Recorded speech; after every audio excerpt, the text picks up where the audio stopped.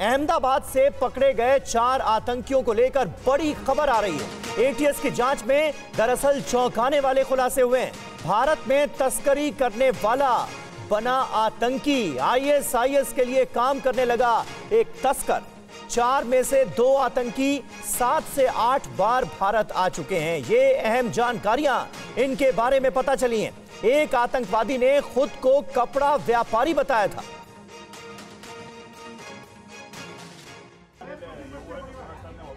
अहमदाबाद से पकड़ गए 4 आतंकियों को लेकर सनसनीखेज खुलासे हुए।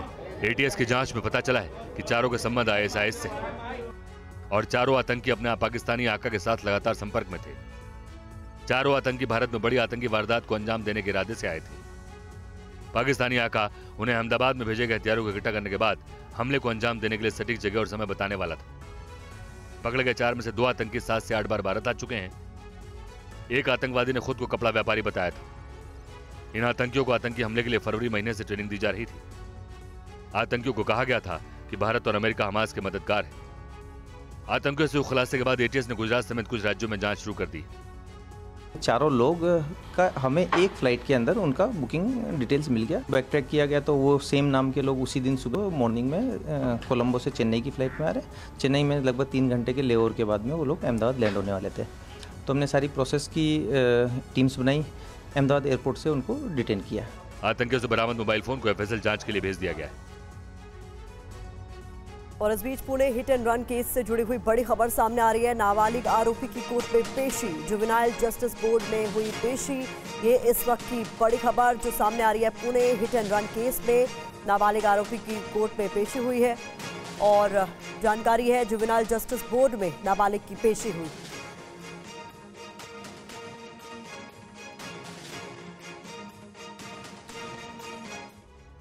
Pune hit and run case में बड़ी जानकारी सामने आई है। नाबालिग आरोपी के परिवार के छोटा राजन से संबंध की बात भी सामने आई है। पुलिस ने इस मामले में नाबालिग के पिता समेत 5 लोगों को गिरफ्तार किया है। 3 आरोपियों को 24 मई तक पुलिस हिरासत में भेज दिया गया है।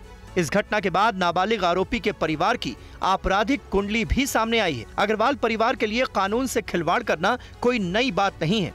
पहले भी इस परिवार के लोगों पर कानून की अनदेखी करने और गैर कानूनी काम करने का आरोप लग चुका है। इस परिवार का अंडरवर्ल्ड कनेक्शन भी सामने आया है। आरोपी नाबालिग के दादा सुरेंद्र कुमार अग्रवाल ने अपने भाई से संपत्ति विवाद में अंडरवर्ल्ड डॉन छोटा राजन की मदद ली थी। राजन के गुर्गे ने गोलीबारी भी की थी। इस मामले में हत्या की कोशिश की एफआईआर दर्ज हुई थी। पहले पुलिस ने जांच की और बाद में सीबीआई को मामला सौंपा गया।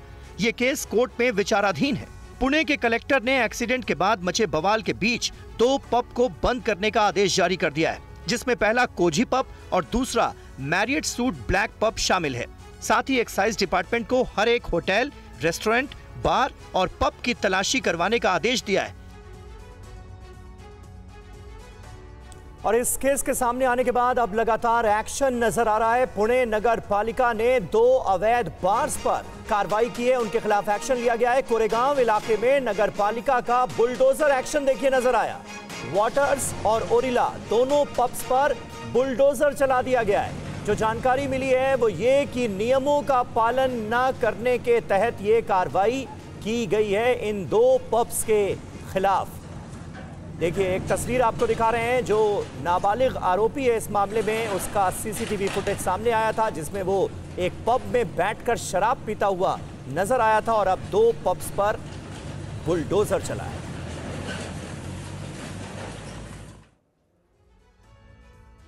यूपी के बस्ती में प्रधानमंत्री मोदी का संबोधन हो रहा है, सीधे लिए चलते हैं। 4 जून को यूपी की जनता इनको नींद से जगाने वाली है और तब ये ठिकरा ईवीएम पर फोड़ेंगे। भाई और बहनों, इंडी गठबंधन की परिवारवादी पार्टियों ने तुष्टीकरण की सारी हदें पार कर दी है। हमारा देश 500 वर्षों से राम मंदिर की प्रतीक्षा कर रहा था।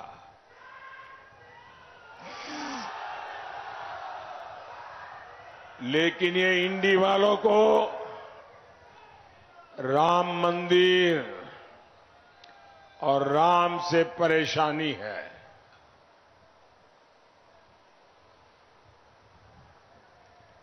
सपा के एक बड़े नेता कहते हैं राम मंदिर तो बेकार है, बेकार। सपा खुलेआम कहती है राम मंदिर जाने वाले राम भक्त पाखंडी है, पाखंडी। एक और इंडी नेता ने कहा राम मंदिर अपवित्र है। ये लोग सनातन धर्म के विनाश करने की बात करते हैं। और इन सब की आका कौन है? कांग्रेस पार्टी। कांग्रेस के साझादे तो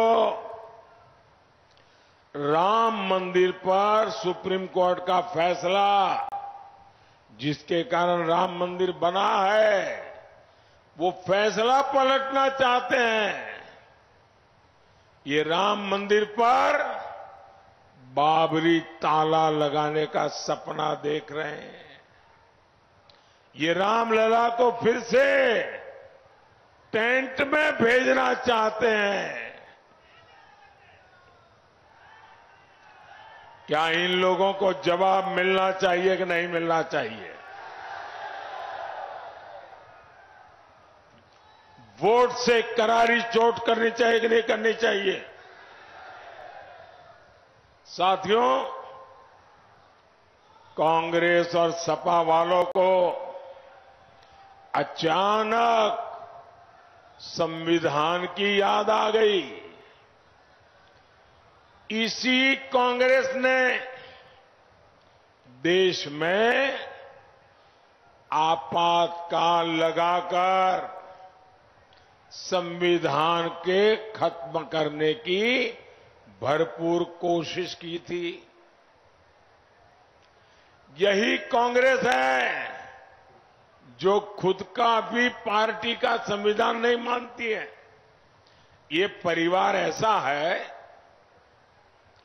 कि बिहार के अति पिछड़े समाज के एक व्यक्ति सीताराम केसरी कांग्रेस पार्टी के अध्यक्ष थे। इनको पिछड़ों और अति पिछड़ों पे पता नहीं क्या नाराजगी है। एक शाम को मैडम सोनिया जी की टोली कांग्रेस दफ्तर में घुस गई और ये अति पिछड़े समाज के सीताराम केसरी को बाथरूम में बंद कर दिया। कांग्रेस के राष्ट्रीय अध्यक्ष को बाथरूम में बंद कर दिया और फिर उठा करके उनको फुटपाथ पर फेंक दिया और रातों रात मैडम सोनिया जी को अध्यक्ष की कुर्सी पर बिठा दिया। जिन्होंने कांग्रेस पार्टी के संविधान के लीरे लीरा उड़ा दिए, वो आज संविधान माथे पर रख के नाच रहे हैं। साथियों, सपा कौन है? ये वही सपा है जिसने हमेशा दलितों के आरक्षण का विरोध किया। अब ये लोग संविधान की भावना के खिलाफ जाकर धर्म के आधार पर आरक्षण देने की पैरवी कर रहे हैं। ये लोग दलितों, पिछड़ों का आरक्षण छीनकर वोट जिहाद करने वालों को देना चाहते हैं।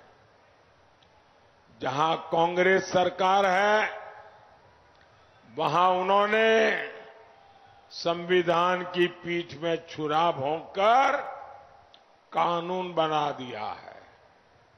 कांग्रेस मुस्लिमों को आरक्षण देने के लिए बाबा साहब आम्बेडकर का संविधान बदलना चाहती है। सपा भी इस दलित पिछड़ा विरोधी षड्यंत्र में कांग्रेस के साथ खड़ी है। इसलिए आपको यूपी में पक्का सबक सिखाना है। साथियों, भाजपा सरकार विकास भी विरासत भी इस मंत्र को लेकर के चल रही है। एक क्षेत्र तो वैसे ही अयोध्या के इतने करीब है, सरकार जो राम सर्किट विकसित कर रही है, ये क्षेत्र उसका एक बड़ा तीर्थ है। उत्तर प्रदेश के बस्ती से आप सुन रहे थे चुनावी सभा को संबोधित करते हुए प्रधानमंत्री नरेंद्र मोदी को। अगली खबर का रुख करने जा रहे हैं पश्चिम बंगाल के कांथी में अमित शाह का बड़ा दावा। 5 चरण के बाद मोदी जी 310 सीट पार कर गए हैं। इस बार बंगाल से 30 सीटें मोदी जी को जाने वाली हैं। पीओके हमारा है और हम उसे लेकर रहेंगे। 5 चरण का परिणाम जानना है क्या? तो 5 चरण का परिणाम जान लो। मोदी जी 310 सीट पार कर गए हैं। और ये ममता दीदी का इंडी अलायंस, उनका सुपड़ा साफ हो गया है, साफ। और बंगाल वालों, मेरी बात याद रखना, इस बार बंगाल में भी 30 सीटें नरेंद्र मोदी की झोली में जाने वाली। बंगाल में 30 सीटें आते ही आप समझकर रखना, ये तृणमूल कांग्रेस खंड खंड हो जाएगी और ममता दीदी की सरकार विदाई हो जाएगी, विदाई। और दिल्ली पुलिस मुंबई में जांच के बाद अरविंद केजरीवाल के पीए रहे विभव कुमार को दिल्ली लेकर आ गई है। इस बीच स्वाति मालीवाल ने एक बार फिर आम आदमी पार्टी पर बड़ा आरोप लगाया है। स्वाति मालीवाल केस में केजरीवाल के पीए विभव कुमार को दिल्ली पुलिस मुंबई से लेकर वापस दिल्ली लौट चुकी है। जांच में पता चला था कि विभव ने मुंबई के अंधेरी इलाके के एक 5 स्टार होटल में ही अपना फोन फॉर्मेट किया था। पुलिस ये जानने पहुंची थी कि आखिर वो कौन से डेटा थे जिसे नष्ट करने के लिए विभव यहां आए थे। पुलिस विभव को यहां 3 लोकेशन पर ले गई और विभव के फोन को ट्रैक करने की कोशिश की गई। पुलिस ने कई लोगों के बयान भी दर्ज किए। दिल्ली पुलिस की जांच के बीच स्वाति मालीवाल ने एक बार फिर सोशल मीडिया के जरिए आम आदमी पार्टी पर आरोप लगाया। उन्होंने लिखा कि पार्टी के एक बड़े नेता ने फोन पर बताया कि मेरी छवि खराब करने के लिए योजना बनाई जा रही है। नेताओं को निर्देश दिए जा रहे हैं कि मेरे खिलाफ गंदी बातें बोलनी है, पर्सनल फोटोज लीक करनी है। किसी को मीडिया से बात करने की जिम्मेदारी दी जा रही है, किसी को ट्वीट्स करने की ड्यूटी मिली है। मेरा फर्जी स्टिंग ऑपरेशन बनाने की बात की जा रही है, लेकिन मैं अकेले सामना करने के लिए तैयार हूँ। स्वाति ने कहा कि आरोपी विभव बहुत शक्तिशाली आदमी है, उससे बड़े नेता भी डरते हैं। पार्टी का प्रचार करने दिल्ली पहुंचे गोवा के सीएम प्रमोद सावंत ने स्वाति मालीवाल मुद्दे में क्या कहा, इसके अलावा बीजेपी के प्रवक्ता सुधांशु त्रिवेदी ने इस पूरे मुद्दे पर अब क्या कहा, देखिए इस रिपोर्ट में। मैं 3 दिन से दिल्ली में हूँ, दिल्ली का प्रचार कार्य में जुड़ा हुआ हूँ। मैं दिल्ली में लोगों को मिलता हूँ, खास करके मेरे भाई और बहनें को जो दिल्ली में प्रचार दौरान मुझे मिलते हैं। उन्होंने मुझे एक ही सवाल पूछा कि 9 दिन से ये जो स्वाति मालीवाल केस में दिल्ली का सीएम अरविंद केजरीवाल कुछ भी क्यों नहीं बात कर रहे हैं, वो चुप क्यों बैठा है, उस किस कारण चुप बैठे हैं। उन्होंने कुछ तो इस बात पे क्लैरिफिकेशन देना चाहिए। केजरीवाल जी वही व्यक्ति है ना जो कहते थे मैं दिल्ली के चप्पे चप्पे पे सीसीटीवी लगवा दूंगा, ये सब तो इनके दावे थे। और आज हालात ये है कि मुख्यमंत्री आवास के एक चप्पे का सीसीटीवी फुटेज अवेलेबल नहीं है। मतलब ये कथनी और करनी में किसी व्यक्ति के कितना बदलाव हो सकता है कि जो कहता था दिल्ली के चप्पे चप्पे पे सीसीटीवी लगवा दूंगा, वो मुख्यमंत्री आवास के एक चप्पे का CCTV footage uninterrupted uncut CCTV footage देने की स्थिति में नहीं है। और वहीं आम आदमी पार्टी ने बीजेपी पर दिल्ली के लोगों को पानी के लिए तरसाने का आरोप लगाया है। क्या है पूरा मामला, सुनिए आम आदमी पार्टी नेता आतिशी से। अरविंद केजरीवाल जी पे झूठे आरोप लगाने की कोशिश की। जब वो षड्यंत्र नहीं चला तो सालों पुराना आम आदमी पार्टी के डोनेशंस के केस को लेके आ गए और कहा कि हम इस पे ईडी का केस करेंगे क्योंकि आम आदमी पार्टी ने फॉरेन फंडिंग ली।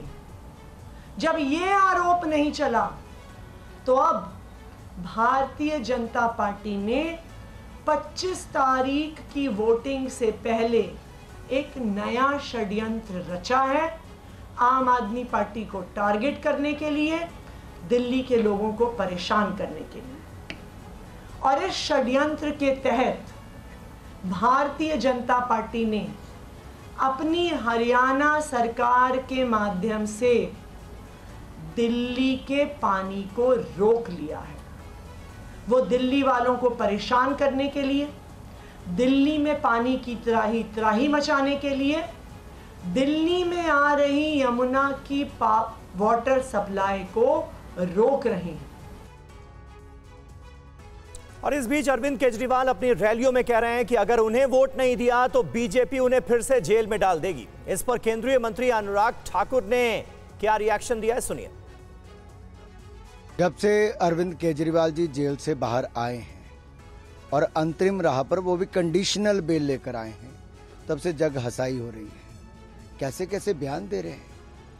एक भ्रष्ट आदमी जो भ्रष्टाचार के चलते जेल में था, जिसका उप मुख्यमंत्री, जिसका स्वास्थ्य मंत्री, जिसका शिक्षा मंत्री, शराब मंत्री, जेल मंत्री सब जेल में हैं और खुद जेल में था, अब दुनिया को ज्ञान बांट रहे हैं कि अगर वोट डालोगे तो मुझे रिहाई मिलेगी। अरे भाई, तुम्हारा मुकदमा चल रहा है, सबूत तुम्हारे खिलाफ है, तुम्हें फिर जेल जाना पड़ेगा। भगवंत मान जी पंजाब के मुख्यमंत्री ने भी कह दिया है कि अरविंद केजरीवाल जी 2 तारीख को जेल जाएंगे और हंस हंस के का खुशी मनाई उन्होंने। और ये जाके हेमंत सोरेन जी को कह रहे हैं, जो एक और भ्रष्टाचार के चक्कर में, जो रक्षा मंत्रालय की जमीनों पर भी जिनकी नजरें रहती हैं, कांग्रेस रक्षा सौदे में दलाली खाती थी, ये उनके भ्रष्टाचार की बात करते करते राजनीति में आए और खुद भ्रष्टाचार के दलदल में डूब गए। खबर बिहार से। छपरा की चुनावी हिंसा पर बीजेपी का बड़ा बयान सामने आया है। पूरे मामले की जांच होनी चाहिए। इतने पुलिस वाले क्यों घूम रहे थे, ये सवाल बीजेपी की ओर से उठाया गया। एक ही बूथ पर रोहिणी 2 बार क्यों गई?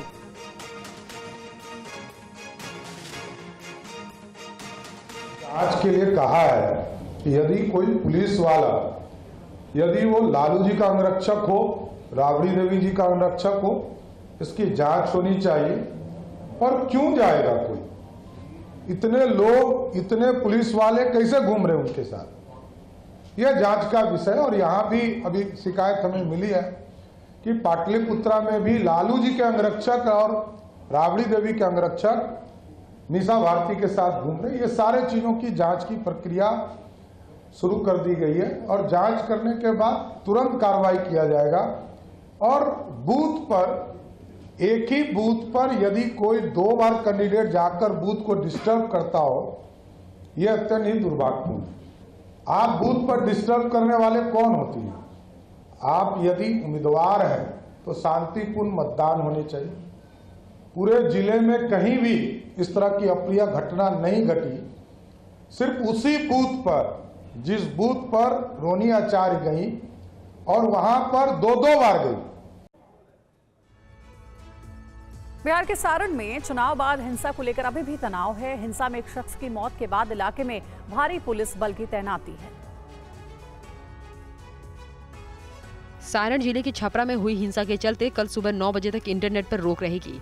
इंटरनेट सेवा बाधित रहने से 23 मई को होने वाली STET परीक्षा भी स्थगित हो गई है। हिंसा को लेकर जेडीयू नेता नीरज कुमार ने सवाल किया कि छपरा में मतदान के दिन आरजेडी प्रत्याशी रोहिणी आचार्य के साथ पार्टी नेता भोला यादव मतदान केंद्रों में क्यों घूम रहे थे, इसकी जांच होनी चाहिए। भोला यादव पूर्व विधायक किस कैपेसिटी से घूम रहे थे, ये तो सीधे तौर पर उल्लंघन है। और हम उम्मीद करते हैं कि चुनाव आयोग को और रिटर्निंग अफसर को यह गंभीरता से लेना चाहिए। आखिर मतदान केंद्र तक कैसे पहुंचे भोला यादव। आरजेडी ने हिंसा को बीजेपी की साजिश बताया है, वहीं बीजेपी साजिश के आरोपों को खारिज कर रही है। यदि कोई पुलिस वाला, यदि वो लालू जी का अंगरक्षक हो, राबड़ी देवी जी का अंगरक्षक हो, इसकी जांच होनी चाहिए। और क्यों जाएगा कोई? इतने लोग, इतने पुलिस वाले कैसे घूम रहे उनके साथ, यह जांच का विषय। और अब बात मौसम की। देश के बड़े हिस्से में झुलसा देने वाली गर्मी पड़ रही है। मौसम विभाग के मुताबिक अगले 4 दिन तक गर्मी से राहत की उम्मीद नहीं। सूरज प्रचंड है, पारा 50 डिग्री तक पहुंचने के करीब है। कल कई राज्यों में अधिकतम तापमान 45 डिग्री सेल्सियस से ऊपर रहा। जनजीवन बुरी तरह प्रभावित हुआ। हरियाणा के सिरसा में मंगलवार को पारा 47.8 डिग्री सेल्सियस तक पहुंच गया और ये देश में सबसे गर्म स्थान रहा। मौसम विभाग के मुताबिक पंजाब, हरियाणा, दिल्ली, राजस्थान, उत्तर प्रदेश, गुजरात और उत्तर पश्चिम मध्य प्रदेश में गर्मी से राहत की कोई उम्मीद नहीं है और लोग इस भीषण गर्मी के बीच जिंदगी की जद्दोजहद में लगे हैं। सरवाइव तो करना मुश्किल है, इसलिए हम शिकंजी, नींबू पानी ये सब यूज कर रहे हैं। पेट का मसला है यहाँ पर, रोजगार भी चाहिए, इसलिए निकलना पड़ता है काम के पेट के लिए करना पड़ता है, फैमिली देखने के लिए। गर्मी की वजह से दिल्ली में बिजली की मांग 7,717 मेगावाट के उच्चतम स्तर पर पहुंच गई और इसके 8,000 मेगावाट से ज्यादा हो जाने का अनुमान है। मौसम विज्ञान विभाग का अनुमान है कि चिलचिलाती गर्मी से फिलहाल कोई राहत मिलने की संभावना नहीं है। जम्मू में भी इन दिनों भीषण गर्मी पड़ रही है और आज जम्मू में पारा 44 डिग्री तक पहुंच गया है। आने वाले कई दिनों तक गर्मी से राहत की उम्मीद नहीं है। देखिए जम्मू से TV9 संवाददाता अंकित भट्ट की ये रिपोर्ट। जम्मू में इस समय जो टेम्परेचर है वो 44 डिग्री है, लेकिन गर्मी से राहत पाने के लिए क्या कुछ लोग कर रहे हैं यह हम आपको दिखाने की कोशिश करेंगे। ये देखिए यहाँ पर कुछ लोग जो है वो यहाँ पर नहा रहे हैं ताकि गर्मी से कुछ राहत मिल सके।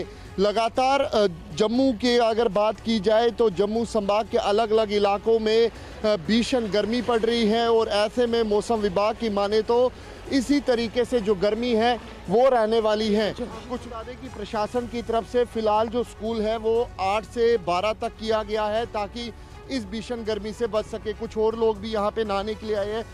कितनी गर्मी हो रही है? गर्मी तो सर यहाँ पे बहुत ज़्यादा है, इसी कारण के लिए हम यहाँ पे आए थे कि थोड़ी हमें गर्मी से राहत मिले। इससे पहले भी इस तरीके की गर्मी थी? नहीं सर, अभी कुछ बीते दिनों से ज़्यादा ही गर्मी आ रही है। ज़्यादा गर्मी आ रही है, क्लाइमेट चेंज हो रहा है, बहुत गर्मी हो रही है, लोग पेड़ वगैरह काट रहे हैं। लोगों को अवेयर होना चाहिए कि पेड़ वगैरह नहीं काटने चाहिए हमें। और तमिलनाडु और कर्नाटक में इन दिनों भारी बारिश हो रही है। मौसम विभाग ने अगले 2 दिनों तक बारिश का अलर्ट जारी किया है। तस्वीरें कर्नाटक के कोडागु जिले की है, जहां भारी बारिश की वजह से सड़कों पर भारी जल भराव हो गया है। लगातार हो रही बारिश की वजह से अब घरों के अंदर भी पानी भरना शुरू हो गया है। लोग खुद ही घरों से पानी निकालते नजर आए। मूसलाधार बारिश की वजह से प्रशासन की मदद नाकाफी साबित हो रही है। तमिलनाडु से भी कुछ ऐसी ही तस्वीरें सामने आई हैं। तमिलनाडु में भी 16 मई से बारिश का जो दौर शुरू हुआ वो बदस्तूर जारी है। अगले 2 दिनों तक तमिलनाडु के 10 जिलों में भारी बारिश का अलर्ट जारी किया गया है। बारिश की वजह से लोगों को गर्मी से राहत तो मिली है, लेकिन बारिश ने लोगों की परेशानी बढ़ा दी है। ये दूसरी तस्वीर तमिलनाडु के करूर जिले की है, जहां बारिश की वजह से जल भराव की समस्या का लोग सामना कर रहे हैं। तस्वीरें तमिलनाडु के हिल स्टेशन ऊटी की है, जहां बारिश की वजह से मौसम सुहावना तो हो गया है, लेकिन बारिश की वजह से लोग घरों में दुबकने को मजबूर हो गए हैं। पिछले 1 हफ्ते से हो रही बारिश की वजह से तमिलनाडु में कई लोगों की मौत की भी खबर है। बड़ी खबर बता दें आपको, रईसी के अंतिम संस्कार के बाद बड़ा ऐलान संभव है। इजराइल के खिलाफ जंग का ऐलान कर सकता है ईरान। इजराइल पर मिसाइल से हमला कर सकता है ईरान।